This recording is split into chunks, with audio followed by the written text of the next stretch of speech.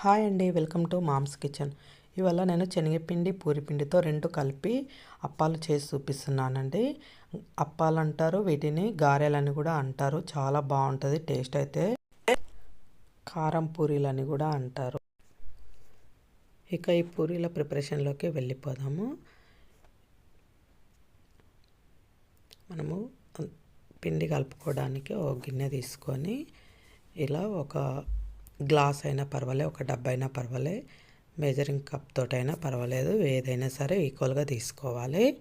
ఇప్పుడు నేను 2 డబ్బాల పూరి పిండి తీసుకున్నాను.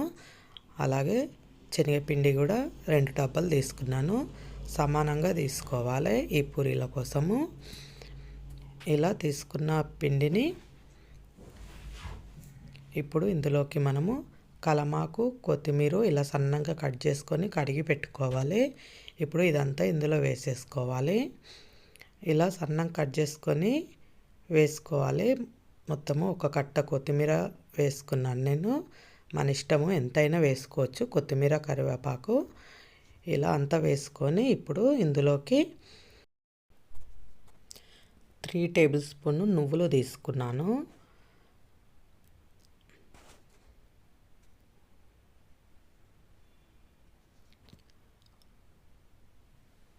అలాగే 1½ స్పూన్ జీలకర్ర తీసుకోవాలి.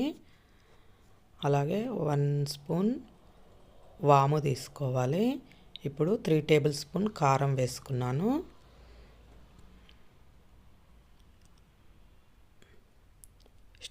టేస్ట్కి తగినంత సాల్ట్ తీసుకోవాలి. 1½ స్పూన్ వేసుకున్నాను నేనైతే. 1/2 టేబుల్ స్పూన్ పసుపు వేసుకోవాలి. పసుపు ఎక్కువ వేసుకోవద్దు, శనగపిండి కలరే వస్తుంది కదా, లైట్గా వేసుకోవాలి. ఇప్పుడు 2 టేబుల్ స్పూన్ల అల్లం వెల్లుల్లి పేస్ట్ తీసుకున్నాను. ఇలా ఇవన్నీ తీసుకున్న తర్వాత ఇప్పుడు ఇదంతా బాగా కలుపుకోవాలి. ఇట్లా మొత్తము పిండి అంతా కలిసేటట్టు 2 పిండిలు ఇవన్నీ మనం వేసుకున్న దినుసులన్నీ బాగా కలిసేటట్టు కలుపుకోవాలి పొడి పిండిలో. ఇలాంతా పొడి పిండిలో మంచిగా కలుపుకున్న తర్వాతే మనము వాటర్ పోసుకోవాలి. ఇలా అంతా కలవాలి బాగా.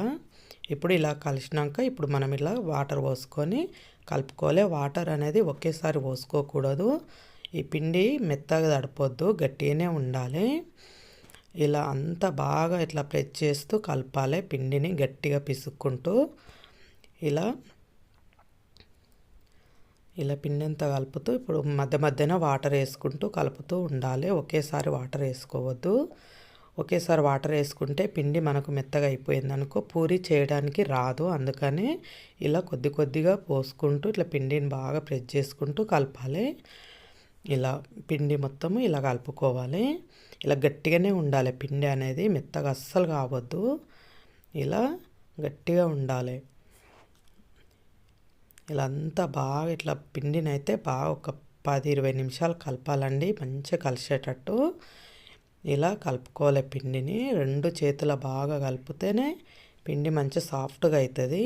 ఇప్పుడు ఇలా కలుపుకున్న పిండిని ఒక మూత పెట్టి ఒక 20 నిమిషాలు 25 నిమిషాలు పక్కకెట్టేసుకోవాలి. ఇలా పక్కకెట్టుకున్న తర్వాత ఇప్పుడు మనము ఈ పిండిని మళ్ళీ తీసుకొని 25 నిమిషాల తర్వాత తీసుకొని మరొక 5 మినిట్స్ అట్లా బాగా పిండిని బాగా ఇట్లా నొక్కుతూ కలుపుతూ ఉండాలి. ఇలా పిండి అని సాఫ్ట్గా అయ్యేంత వరకు బాగా కలపాలి. కలుపుకున్నాక ఇప్పుడు ఇలా బాగా ఒత్తి పడుతూ పిండిని బాగా కలిపితే మంచిగా సాఫ్ట్గా అవుతుందండి. ఇట్లా 2 చేతులతో బాగా కలుపుకోవాలి. ఇప్పుడు సాఫ్ట్గా అయిపోయింది చూడండి పిండి. ఇలా సాఫ్ట్గా అయినంత వరకు కలుపుతూ ఉండాలి. మనము బాల్స్ చేస్తున్నప్పుడు క్రాక్స్ అనేది రావద్దు పిండికి. ఇలా సాఫ్ట్గా ఉండాలి. ఇట్లా నొక్కితే లోపలికి వెళ్ళొద్దు, లేదంటే పిండి పూరి చేయడానికి రాదు. ఇలా కలుపుకున్న తర్వాత ఇప్పుడు మనము చిన్న చిన్న బాల్స్ తీసుకొని బాల్స్ వేసుకోవాలి. పిండి తీసుకొని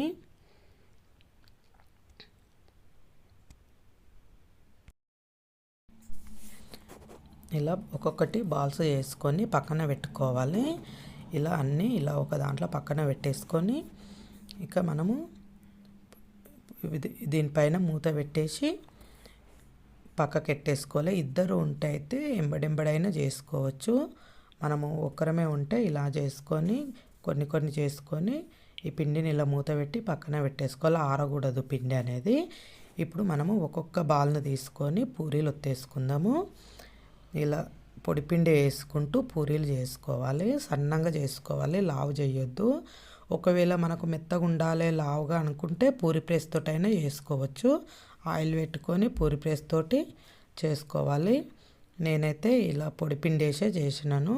ఇలా చేస్తే ఒక 15 డేస్ వరకు అయినా సరే ఈ పూరీలు ఉంటాయండి. చాలా మంచిగా ఉంటాయి.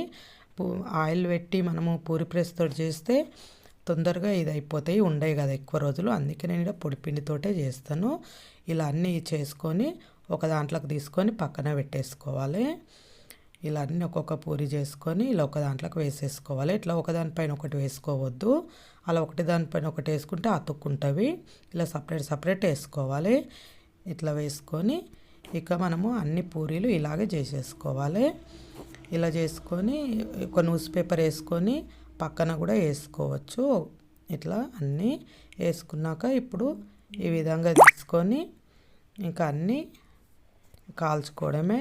ఒక బాండి తీసుకొని కావాల్సినంత ఆయిల్ పోసుకొని ఇలా ఒక్కొక్క పూరి వేస్తూ మంచి లైట్ గోల్డెన్ రంగు కలర్ వచ్చినంత వరకు ఫ్రై చేసుకోవాలి. ఎక్కువ మాడనియొద్దు పూరీలను అనేది. ఇట్లా మంచిగా లైట్గా కలర్ రాగానే తీసేసేయాలి.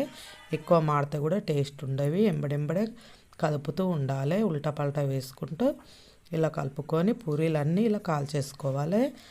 ఇంకా కాల్చుకొని ఇలా ఒక దాంట్లోకి తీసేసుకోవాలి.